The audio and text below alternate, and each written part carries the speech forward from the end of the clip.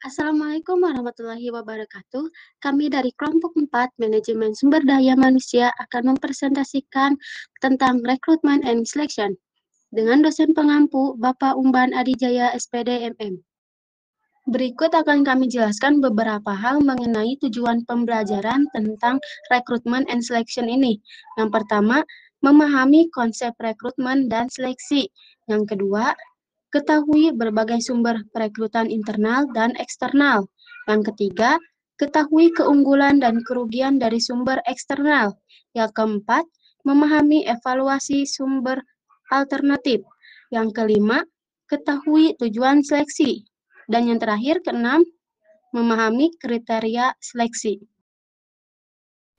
Yang pertama ada definisi recruitment and selection menurut para ahli, yaitu yang pertama dari DAL SB 1975 menyatakan bahwa rekrutmen sebagai pengembangan dan pemeliharaan sumber daya tenaga kerja yang memadai.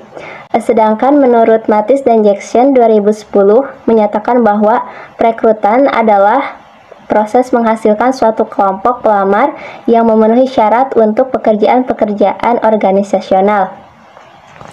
Namun secara umum, rekrutmen berarti pencarian calon karyawan agar sesuai dengan persyaratan pekerjaan, sebagaimana diwakili oleh spesifikasi atau teknis analisis pekerjaan tersebut. Selanjutnya ada sumber rekrutmen. Yang pertama ada sumber internal. Sumber ini merujuk pada rekrutmen dari dalam perusahaan. Berbagai sumber internal adalah promosi, transfer, dan lain-lain. Yang kedua ada sumber eksternal. Sumber ini mengacu pada praktik mendapatkan orang yang cocok dari luar. Berbagai sumber eksternal adalah iklan, pertukaran pekerjaan, dan lain-lain. Sumber rekrutmen eksternal berikut biasanya digunakan oleh perusahaan besar. Yang pertama ada rekrutmen langsung. Dengan menempatkan pemberitahuan di papan pengumuman perusahaan yang menyebutkan perincian pekerjaan yang tersedia. Itu juga dikenal sebagai perekrutan di gerbang pabrik. Yang kedua, ada penelpon santai atau aplikasi yang tidak diminta. Kelebihan dari sumber rekrutmen ini adalah bahwa ia menghindari biaya merekrut tenaga kerja dari sumber lain. Yang ketiga, ada iklan media. Iklan di koran atau jurnal perdagangan dan profesional umumnya digunakan ketika personel yang berkualifikasi dan berpengalaman tidak tersedia dari sumber lain. Yang keempat ada agen tenaga kerja.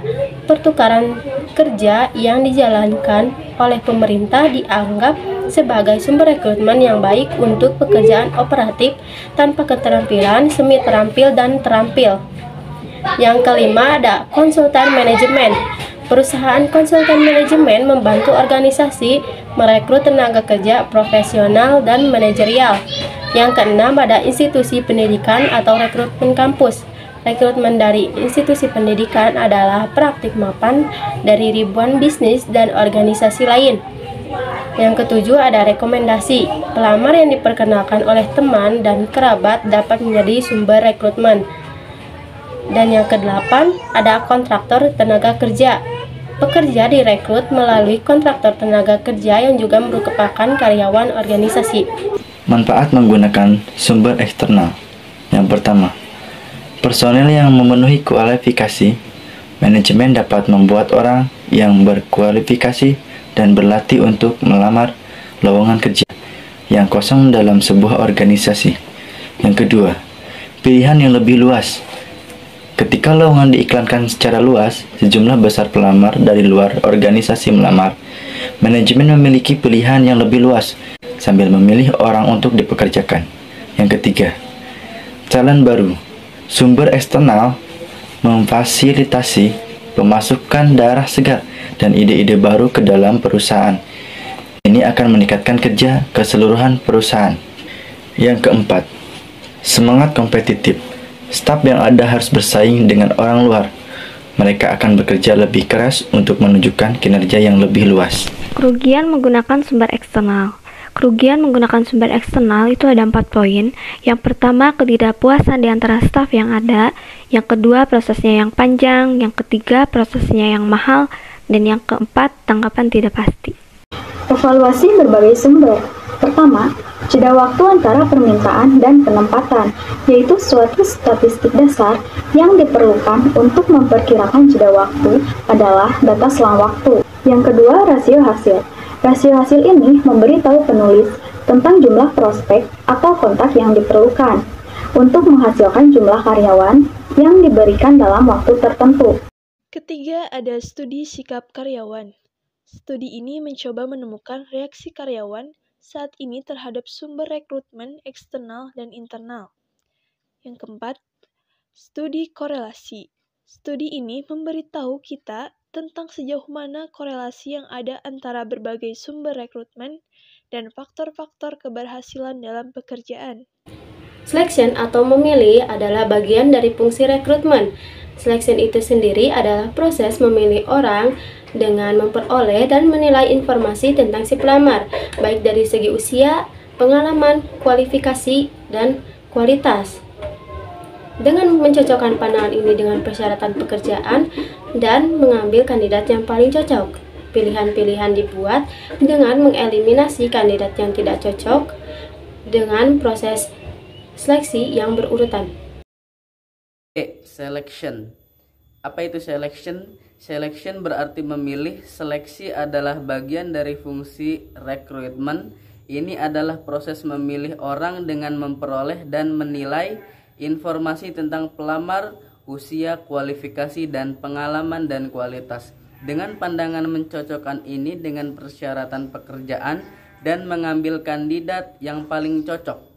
Pilihan-pilihan dibuat dengan mengeliminasi yang tidak cocok pada tahap proses seleksi yang berurutan. Tujuan seleksi.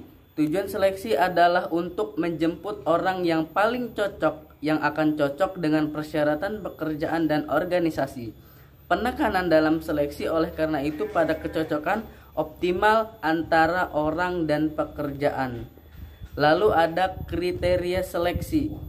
Keputusan seleksi biasanya didasarkan pada bagaimana pelamar dinilai, lebih tepatnya diprediksi, dalam hal kemungkinan sukses di pekerjaan.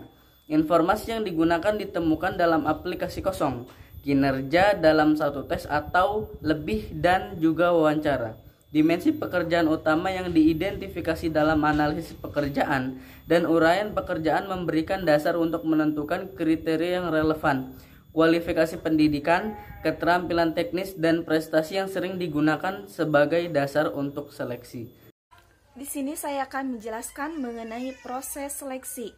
Nah, ada screening awal. Yang dimaksud dengan screening awal atau penapisan awal dari wawancara pendahuluan dilakukan untuk membatasi biaya seleksi dengan membiarkan hanya kandidat yang cocok untuk menjalani tahap selanjutnya dalam seleksi. Kemudian ada tes. Yang dimaksud dengan tes adalah sampel dari aspek perilaku, kinerja atau sikap individu. Ada berbagai macam tes yang dapat digunakan. Nah, diantaranya yang pertama ada tes kecerdasan, yang kedua ada tes bakat, yang ketiga ada tes prestasi, yang keempat ada tes PIP, dan yang kelima ada tes minat. Selanjutnya ada tes proaktif. Nah, ada tes yang lainnya juga. Sekian dari kelompok 4. Mohon maaf bila ada kekurangan. Wassalamualaikum warahmatullahi wabarakatuh.